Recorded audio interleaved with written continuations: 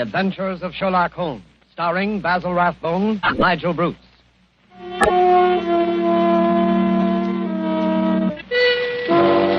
makers of bromoquinine cold tablets bring you another adventure of Sherlock Holmes with Basil Rathbone as Sherlock Holmes and Nigel Bruce as Dr. Watson. Watch out for colds, ladies and gentlemen. They're very prevalent now, and a little cold may be the start of a serious illness. What you want to do at the first sign of a cold is take famous bromoquinine tablets. Bromoquinine tablets are made for one purpose and one purpose only, and that is the relief of colds. They act fast, give you speedy results, and that's what you want when you have a cold. Bromoquinine tablets are known the world over for their efficacy. Trust your reputation when buying a medicine. Do this when you feel a cold coming on, and you'll ask for bromoquinine cold tablets. And now, as we make our way through the night to Dr. Watson's hospitable door, we notice a feeling of spring in the air. The buds are swollen on the trees, still black and dripping from the rain. There's the smell of warm, damp earth. Delicious. Hey, Mr. Manning? Well, hello, Dr. Watson. I didn't see you in the doctor. Yes, I've been out checking up to see if my magnolias survived the winter. Any casualties? No, they all seem to be fairly bursting with buds. There's nothing as delicious as that first faint whiff of spring. All is treacherous. Come along to the house before we both catch our death of cold. After you, sir. Not at all, my boy. None of that age before beauty nonsense. I'm not as decrepit as all that. Oh, what's this? The front hall littered with trunks and suitcases? Oh, yes. I'm afraid my annual wanderlust has broken out rather early this spring. I'm off on a little jaunt first thing tomorrow morning, but come along into the study. Does that mean that this is the last of storytelling evening? For this winter, yes, I'm afraid it does. Well, I trust I'm not too forward if I hope to be invited back again in the fall. Oh, of course not. You know we'll be waiting for your return. Oh, thanks very much. It's very, very decent of you. To put up with the meanderings of an old fellow like myself, huh? I appreciate it, you know. But sit down, Mr. Manning, down there, over there in the usual chair. Let's get on with our story before I get all glittery and sentimental. You're going to tell us about Professor Moriarty tonight, aren't you? Well, I had intended to, but I've changed my mind. I'm going to tell you the adventure of Retired Colourman instead. Retired Colourman? Isn't that a military term? No, it isn't.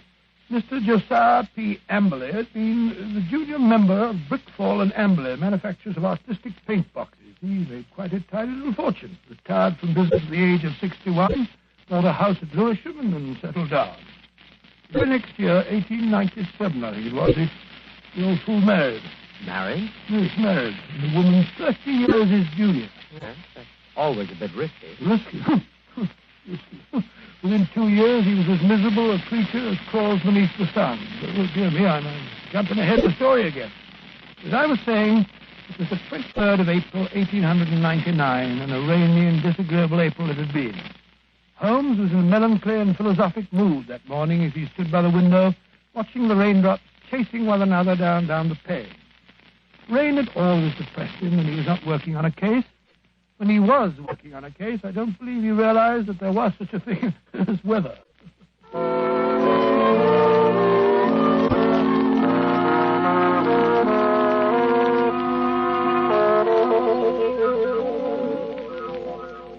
Look at that beastly rain. Hasn't stopped for 3 days.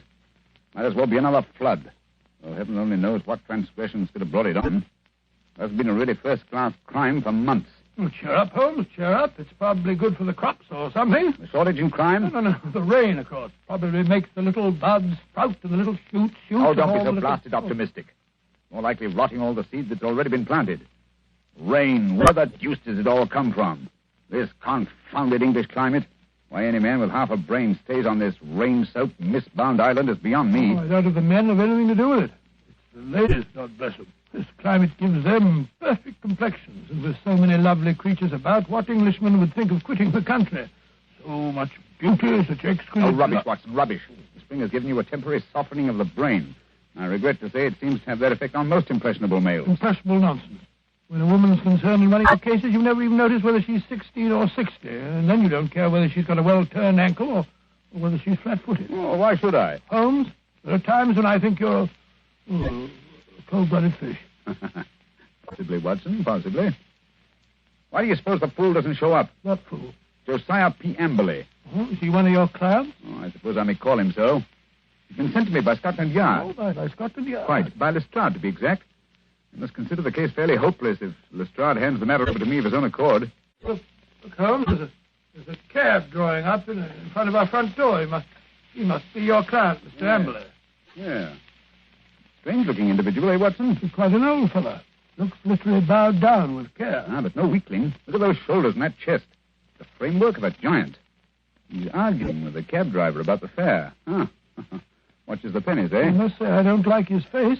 So fierce and eager, and the way those snaky locks of grizzled hair stick out from under his hat. I wonder what he's worrying. What's worrying, Mr. Amberley? Willing to bet it has something to do with money. I imagine nothing else could upset him to any great extent. Nonsense, Holmes. You always look on the base side of human nature. Here he is now. Come in, come in. Which of you is Sherlock Holmes? I am. This is my friend, Dr. Watson. Oh, how do you... I'm a broken man. He's robbed me, the swine. Taken everything I had in the world. I thought he was my friend, and he took everything. Right from under my nose, in my own house. Robbed me, he did. Yes, I felt sure it was a question of money. Money? Who said money? He stole my wife, the light of my life, the apple of my eye. It's true she was very expensive, but after all, she was my wife, and he stole her. Now, Mr. Amberley... My beautiful blonde wife, hair like gold, and my securities. The money I saved up with years of hard work. Gone, all gone. Yes, thank you. First, tell us about your wife. How long have you been married? 2 years. 2 years, and she's tired of me already. 2 little years. Easy now, good man, easy. More facts and fewer recriminations if we're to get to the bottom of this case. Well, 3 years ago I retired. Bought a house. Big house at Lewisham. Cost me plenty of money, that house did. Well, sir, I'd never lived alone in a big house before, and got sort of lonely. House began to need looking after, so I thought I'd start looking around for a wife. Nice, healthy, young wife to look after me. Then I met Ella. Handsome girl she was, too. A good cook. Hair like gold. Could bake a beef and kidney pie that would melt in your mouth. So I thought I might as well get married. Yeah, very practical, I'm sure. Yes, that's what I figured at that time. But, Lord, Mr. Holmes, the money a woman runs into. They made my heart bleed the way the money went. I should have thought you'd have been glad when the other fellow took it off your hands. But who was this... This wolf in sheep's clothing? Yes. His name was Dr. Ray Ernest, a young fellow. Used to come over nights and play chess with me. I see. He stole your wife. Yes, and my securities. Yes, but surely the securities are registered. You can hardly hope to convert them. Maybe not, but I must have them back. And you've got to find those securities for me, Mr. Holmes. You've got to find them. And your wife, of course? Well, of course, wherever she is, they are. Not quite. On the other hand, Mr. Amberley, I confess I don't see that I can be of much service. It's a routine matter, and I'm sure that Scotland Yard would be only too glad... They haven't found not a single security. Very well. We'll do our best. Dr. Watson will take a run down to your house at Lewisham to look over the grounds. Oh, really? Yes. I hardly expected you to come yourself. After my heavy financial loss, nobody cares if an old man's heart is broken. Now, stop that blubbering. I'm not coming myself because I'm preoccupied with the case of the 2 Coptic patriarchs. This particular case doesn't seem to be very complicated. I'm sure, Mr. Amberley, that Dr. Watson can handle it as well as I could myself. Well, if that's the best that you can offer, I suppose I must be satisfied. Pampered, that's what she was. And that young man, that dirty pickpocket, I treated him like my own son. He had the run of the house. And now look how they've treated me. Me, who never harmed a soul. Quite. And now, good day, Mr. Amberley. Oh, yes. Well, good day, Mr. Holmes. And I shall expect Dr. Watson this afternoon. You have my address, I believe. Oh, the ingratitude, the rank ingratitude of it all. I must say, Holmes, I like the way you've shoved all this off onto my shoulders. Coptic patriarchs, indeed. You just don't want to go. Right, Watson, right, the very first time. You've been begging for a case all to yourself for months. Well, here it is. Yes, and a nice case you've given me, I must say. That old skinflint. Oh, my daughter, oh, my ducats, eh? The emphasis on the ducats, if I'm not mistaken.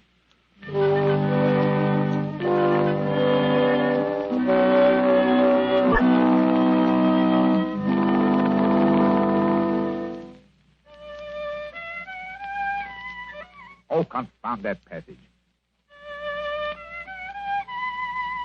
There. Ah, that's better. That's dash good. Hello. Steps on the stairs. Watson, if I'm not mistaken, and in a triumphant mood.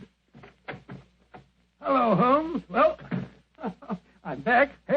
conquering hero. A successful afternoon, I take it, with the light of victory in your eye. Well, I did manage to dig up a clue or so. Good. How about Mr. Amberley's place of residence? What's it like? Well, he calls it the Haven. Oh, charming. Yes, isn't it? I think the place would interest you, Holmes. You know that particular quarter, the monotonous brick streets, the weary suburban highways. Well, right in the middle of them lies this beautiful old home, surrounded by a high sun-baked wall, mottled with lichens and topped with moss, the sort of wall... You may omit the first, Watson. I note that it was a high brick wall. What? I should have guessed it was the Haven, even if I hadn't asked the lounger who was smoking outside in the street. A lounger? Yes, a tall, dark, heavily moustached man with a curious look in his eye. With great tinted glasses and a Masonic type-in? Good heavens.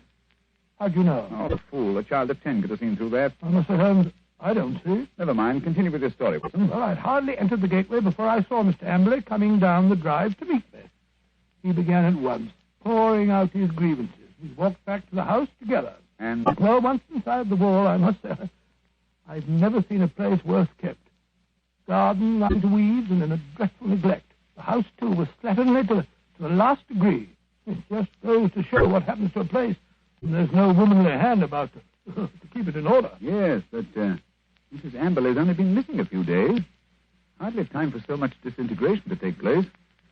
Must have set in before she left. Oh, possibly. At any rate, Mr. Amberley seemed to be ashamed of it. He was doing his best to remedy it, though I must admit that his efforts looked a trifle ineffectual.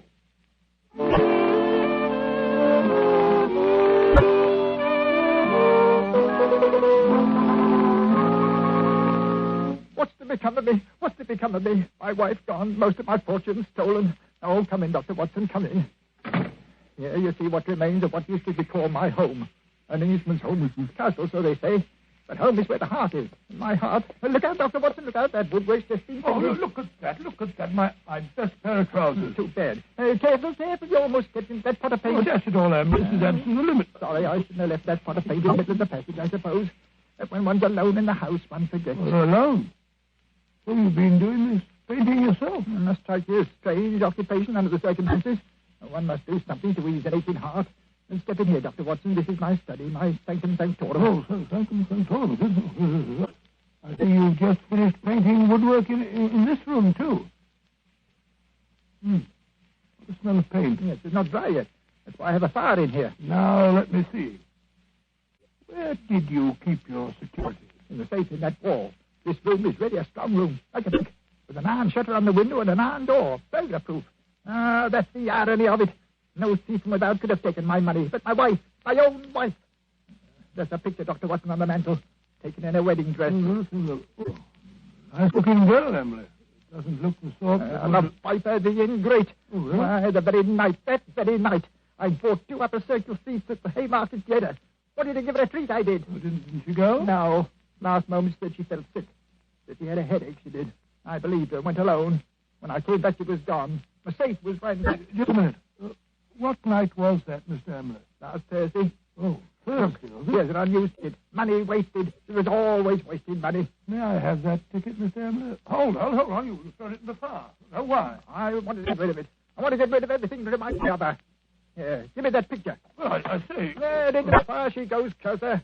May her soul burn in torment. Her picture's burning now.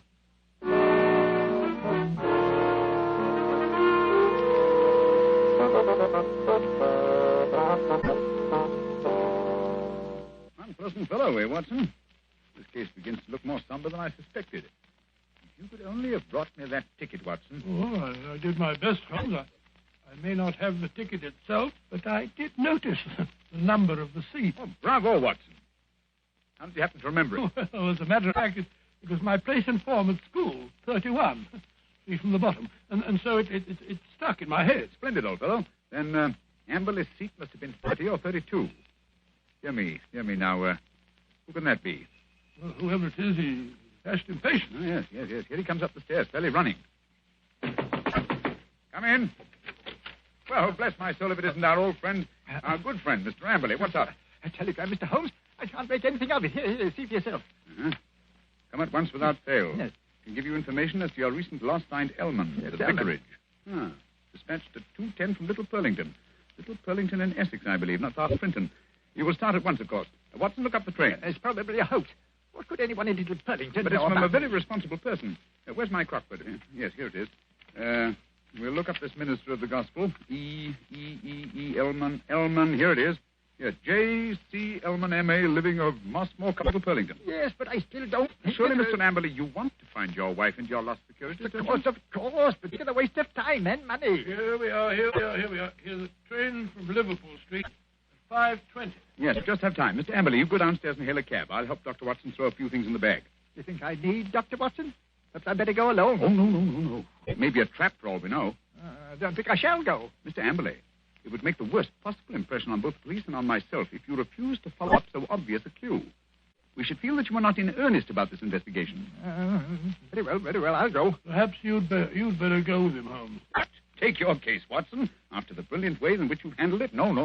Go along, Mr. Amberley, or you'll miss your train. Very well, but the expenses... Here you wobble, Watson. Here's your bag. It's packed. Yes, you never know when you may be called off on a case like this. I packed it for you. Holmes, I do think that... Quite. Now, whatever you do, see that he really does go to Little Purlington. Yes, I don't think that he's... Again, quite. Should he break away and try to return, get to the nearest telegraph station and send me the single word bolted. I will arrange to have it reach me wherever I am. What? You have something to look into at this end, then? I have, Watson. This case is beginning to take on a rather curious, sinister aspect. Above all, old man, take good care of yourself. And Mr. Amberley.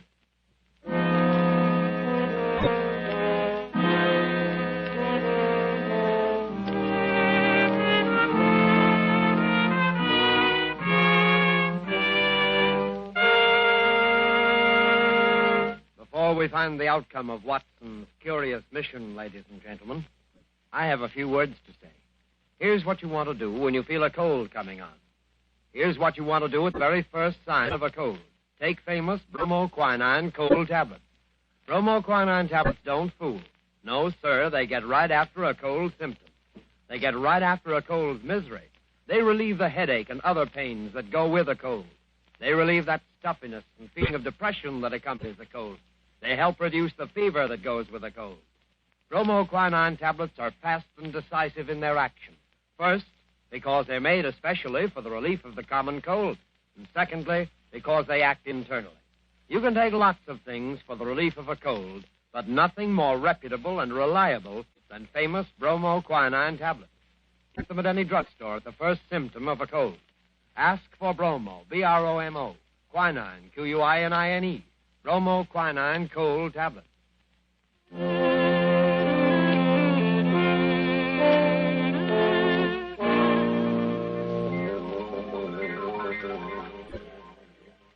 Ah, confound this rain. Everything's as dark as a black hole of Calcutta. Here, the haven. Shitty little haven this is. I can find a window unlatched. Not much chance on the first floor. The old boy's 2 quarters. Ooh. Second story window, perhaps. Now, if I can manage to scale this porch pillar. Ah, this confounded rain. Just slippery as a greased pole. Come on. Hey, there we are. Yeah. Here's the window that's unlatched. Easy. Now. 1 foot over the sill. Up with your hands. Up with them, I tell you. Thought I wouldn't see you prowling round down below, eh? Well, I've caught you red-handed.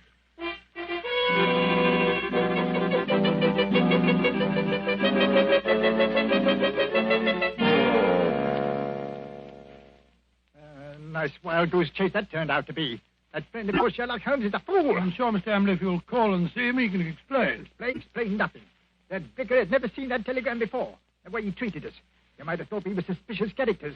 Then missing the last train and having to sit up all night at a confounded station with the rain dripping through the roof. Well, we could have gone to an hotel. Gone to an hotel? That costs money. Gone to an hotel, indeed. Well, here's your house, Mr. Amberley.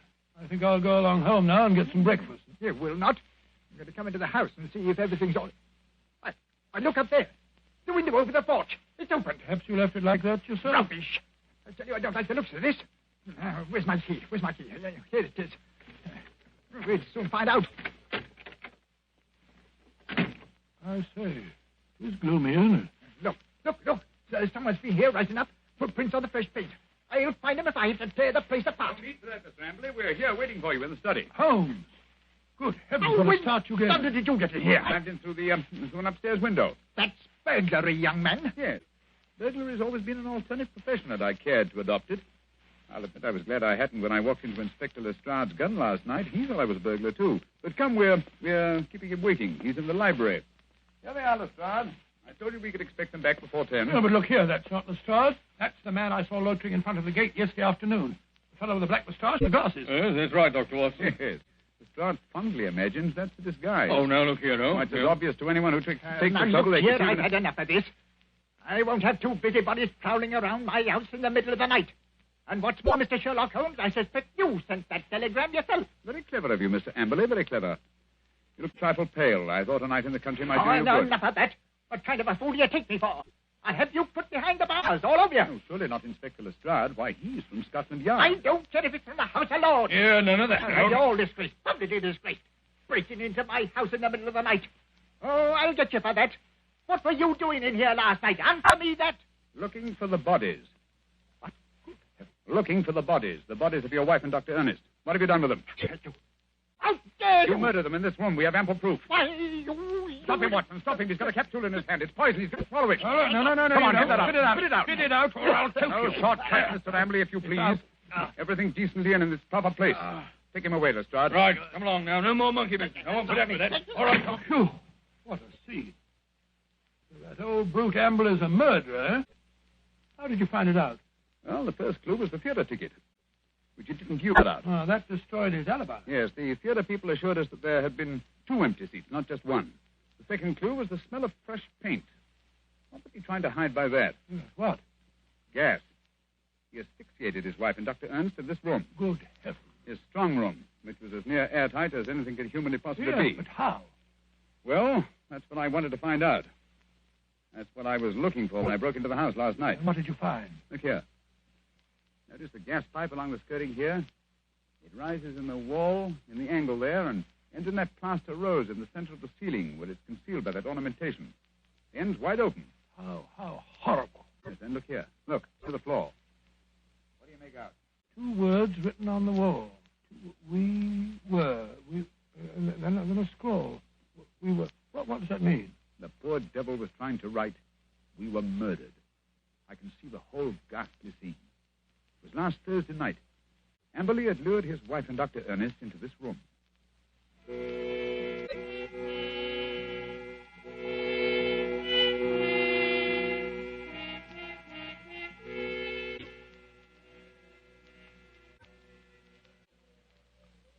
Oh, listen to that wind. I wish it would stop.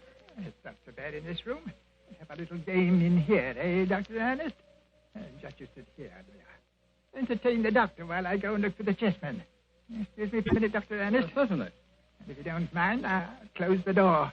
There's such a draft. It'll be much cozier in here with the door closed. Much cozier. If that wind only wouldn't howl. I feel so depressed. Is there something terrible we're going to happen? Oh, nonsense, my dear Mrs. Amberley. This house is getting on your nerves. If there's any wonder. He gets worse and worse. Oh, Dr. Ernest, I'm so frightened. You must go away. What? Now, don't be alarmed, Mrs. Amberley. I've had your husband under observation for some time. I'm afraid he isn't quite normal. It isn't safe for you to stay here any longer. But, Dr. Ernest, don't you understand? I can't leave my husband. Heaven knows what would happen if I left him alone. We could get a nurse to take care of him. You can't stay here with him. What was that? Josiah, he heard us. He was outside the door listening.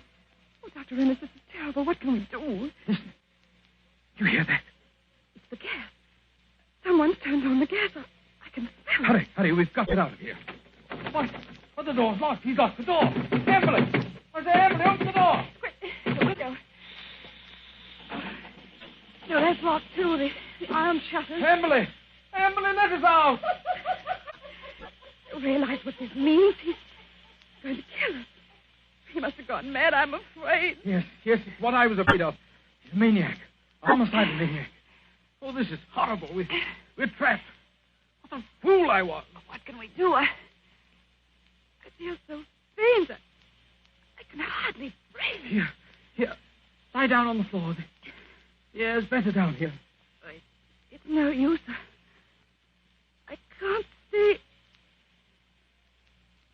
weak. I don't mind anymore. I'm quite all right. Really. Mrs. Amberley. Mrs. Amberley. Don't give up. I feel pain, too. I must warn people. It's dangerous. I can't think. God, I can't breathe. I can't think.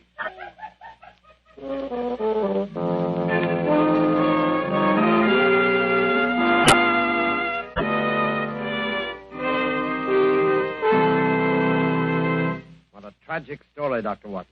Was Mr. Amberley insane? They decided he was. He ended his days in an asylum. Did they ever find the bodies? Yes, at the bottom of an old well, the opening of which had been cleverly concealed by a dog catcher. I see. And now I'm afraid it's time to say goodbye. Well, not goodbye, Dr. Watson. Au revoir. Oh, just as you say, Mr. Manning.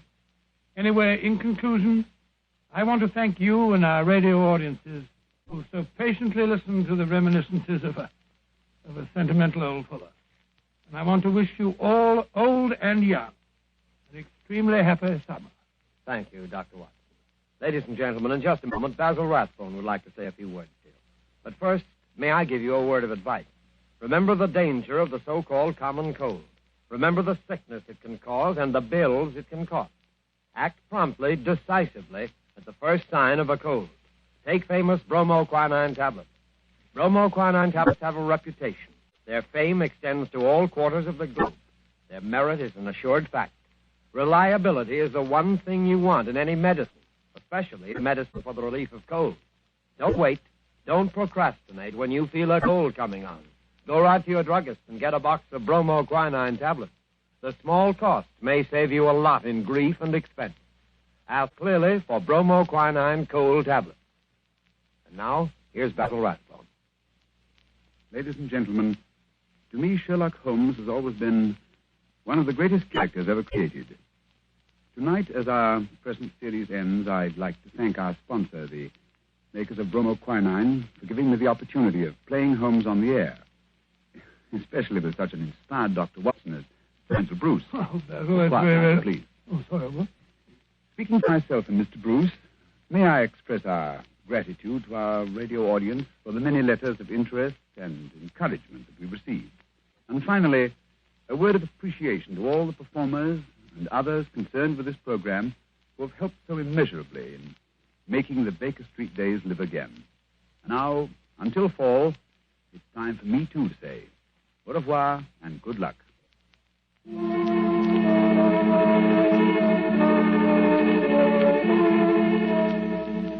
You have been listening to a Sherlock Holmes adventure adapted by Miser from Sir Arthur Conan Doyle's story, The Retired Colourman, with Basil Rathbone as Sherlock Holmes and Nigel Bruce and Dr. Watson. The Sherlock Holmes series was produced by Tom McKnight. This program was presented from Hollywood by the makers of bromoquinine cold tablets, quick relief for cold. This is Knox Manning speaking.